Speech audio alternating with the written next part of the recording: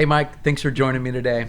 For our listeners pleasure. out there, maybe just kind of give us a little background on GRC and how you got into this and where you're at today.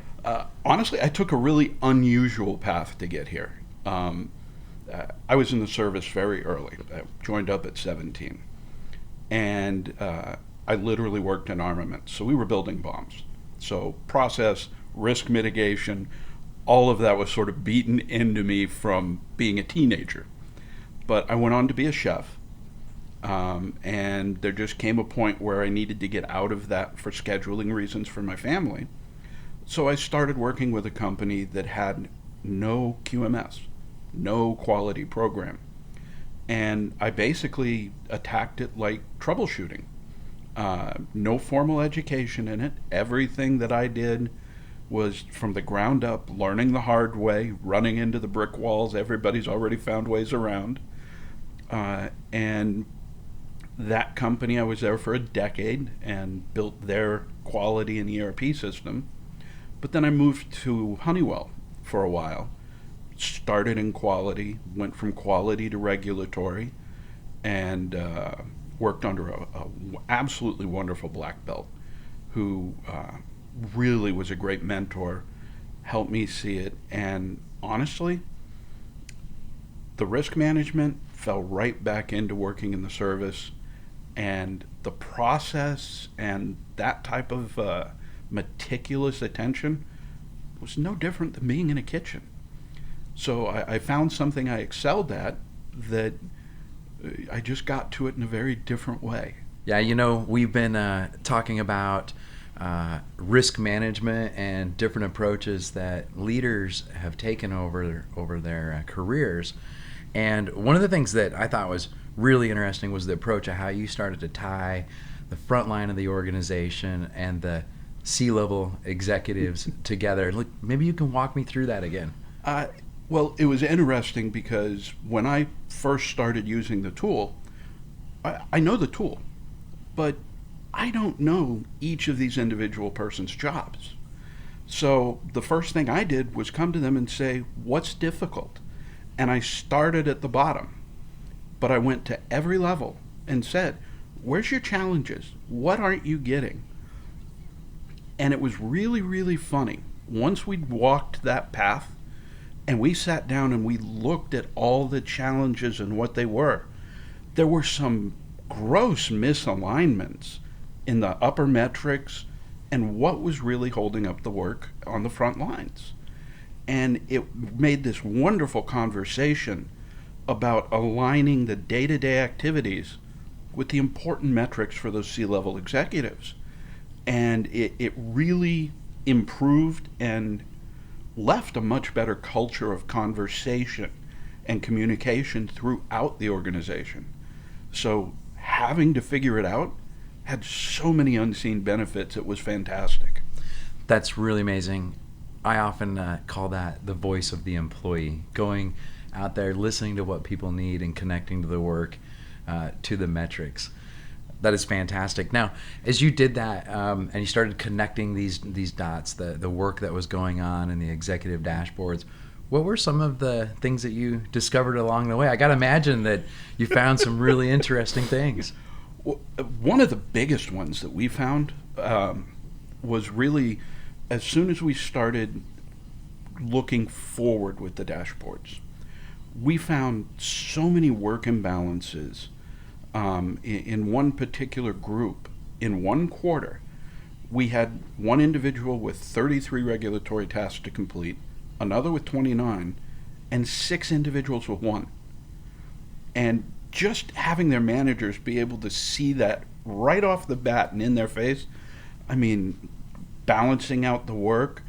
And oddly enough, over a few months, the teams, because they were logging into the same dashboard, started self-balancing and helping one another out. We also found out that we were in a regulatory cycle where everything was queued up for the end of quarters. And we had almost no work Q1 and 2. Q3, we went nuts. And at the end of every quarter, it was just crazy. And the end of the year, brutal. And of course, everyone in the industry is trying to get through at the same time. It just killed our lead times. And shifting those dates just made everyone's life easier. I gotta imagine employee engagement, the health of mental health at the organization after making these changes and all that showed up. It did, and what really was funny was because we asked people, "What do you need? How do you want it to work?" The ownership and the pride that they had in the process, and kind of to my detriment, I kept telling them, "If you think of anything better." So I was constantly bombarded with the what's better. But that's a great problem to have. Mm-hmm. When your end users and your management are looking at exactly the same thing and get to the same goal. It was wonderful, but it was crazy at the same time, and I loved it. I love this continuous improvement mindset. But I think as leaders, we often struggle with change management. And that's really a lot of what sounds like, as we were discussing, what you had to do. How did you start getting buy-in? For me, the biggest part of getting the buy-in was literally just telling people, "I'm here to make your life easier. Tell me what's hard. Can I do something to impact that?" And in some cases, there was nothing you can do. Certain parts of jobs are just that way. But the overwhelming majority of things, we were able to streamline it, change it. One of the hugest requests we had was we were constantly bombarded with other groups within the company looking for documentation, asking for reports, different things.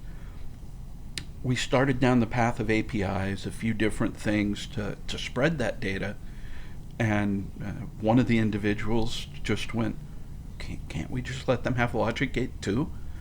And once we went in and categorized things so that we could use the permissions properly, we just opened it up. And all of a sudden it turned into data on demand. The groups that needed the data got it immediately, didn't interrupt our workflow. And in some cases, our customers went from 3-day turn times on request to having the email with the document before the phone call to customer service ended. So it made everybody's life so much better. I love that. 72 hours to self-service, get it immediately.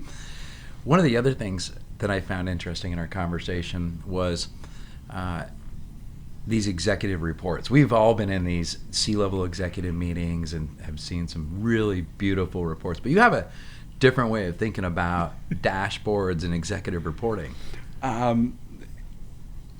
To me, it's literally, it's no different than eating. And you walk in somewhere and you've got one of those 18 patty stacked up burgers in front of you. How do you attack that? How do you break that down? It's if you want data consumption to be effective, you need it clear. You need it right to the point, and it has to be to pieces of data that matter to the people seeing it.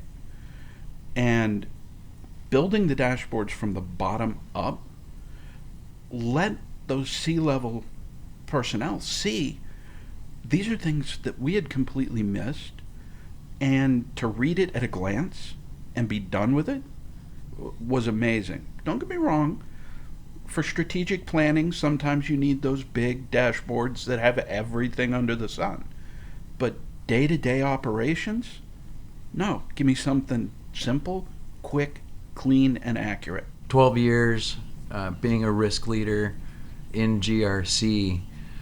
We always talk about change and new things. Yep. Like, what is the one thing that you see coming that people should think about? Yeah, because, and at least from where I sit, the biggest thing to me is organizations are now looking to integrate that into their everyday. We used to be the oddball uncle that came out at the holidays and carpeted everybody, and nobody was that happy to see you because you only showed up when it was wrong. And getting this move from reactionary to the data we have brings value and allows you not to have these problems, but it has to be integrated into the organization to do it. And like, how frequent are you driving this into the organization? I think a lot of people only look at their risk program once a year, they report on it, and it kind of goes away. How are you driving more of a daily action approach? When you look at your frontline users, they're often so siloed apart, but you can't. You have to have those risk personnel talking to your quality personnel. From my background, it was all manufacturing, so we were right in there with the manufacturing teams. And to be able to say, hey, we see this heading off the rails before you ever got there. Once quality and regulatory and risk all had that joined voice, people started to see, we're not just there to slap your hands. We're there to help you not have a problem. I love that integrated approach. You've been leading GRC teams for more than a dozen years. That's quite a bit of time to think about, the evolution of the market and the needs and the focus that's starting to come into play. What do you think is the biggest trend risk managers should be thinking about next? I really think it's going to be data integration. You start looking at some of these large language AI programs that are coming in. You start looking at the integration of augmented reality, some of these non-invasive brain-machine interfaces that are coming out. The environment that people work in is about to radically change.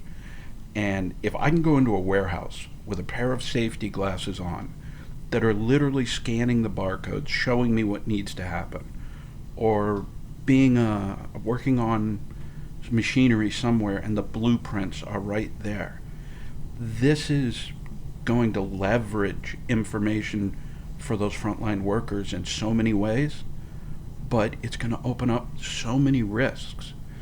And if your risk management is often a silo on its own, the consequences of not having that integration and that communication, I hate to think about what some of them will be. It's amazing. We talk about this all the time. The pace of change, the complexity of the systems you have to bring together. But risk is really about helping you make decisions so you can grow your organization. Yeah, it's as long as you use it proactively, you are in such a wonderful place. Well, thanks for getting together with me today. One last question here, maybe something a little more personal. What are you looking forward to the next couple of months? Probably the biggest thing I've got coming is I've got some friends in a writing club, and we're doing a big charity dinner for 250. So I'm literally attempting to teach these bikers how to cook well enough to pull off that scale of a charity event. And let's just say it's been humorous in certain parts. That's fantastic. Sounds like a little bit of risk management. Taking some of our learnings about how to build processes and tools and technology, and give them back. What a wonderful contribution you're making there. It's going to be fun. Love it. Right on. Well, thanks for joining me. I can't wait to see you around in the near future. My pleasure, and it's great talking to you, as always. So. All right. Thank you.